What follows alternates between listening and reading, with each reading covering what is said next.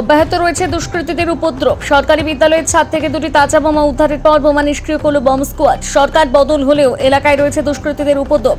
এবার সরকারি বিদ্যালয়ের ছাদ থেকে উদ্ধার দুটি তাজা বোমা। 24 ঘন্টার মধ্যে উদ্ধার হওয়া তাজা বোমা নিষ্ক্রিয় করল বম স্কোয়াড। নদিয়ার শান্তিপুর ব্লকের গয়েশপুর পঞ্চায়েত একটি সরকারি বিদ্যালয়ের ছাদ থেকে দুটি তাজা বোমা উদ্ধার করে পুলিশ। সূত্রের খবর, দুটি তাজা বোমা দেখতে পেয়ে খবর দেওয়া হয় পুলিশকে। ঘটনাস্থলে যায় পুলিশ, উদ্ধার করে দুটি তাজা বোমা।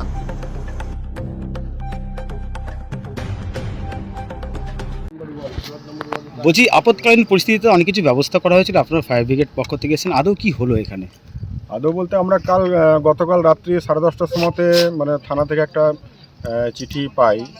ওখানে ওরা বলে যে চিঠিতে লেখা ছিল যে দুটো তাজা বোমা পাওয়া গেছে, সেটা ডিসপোজাল করার জন্য আজকে একটা সময় দিয়েছিল। আমরা এখানে কালনা গুপ্তিপাড়া ঘাটে এসে আমরা উপস্থিত হয়েছি। তাজা বোমাগুলো উদ্ধার হয়েছে। কি কি ব্যবস্থা ছিল এখানে? ব্যবস্থা ছিল বলতে আমাদের ফায়ার টেন্ডার নিয়ে এসেছি, এখানে জলের ব্যবস্থা ছিল, ফোম, আমাদের এক্সটিংগুইশারের ব্যবস্থা ছিল।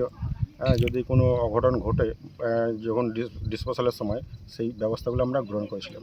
আচ্ছা, বোম নিষ্ক্রিয় করলো কারা?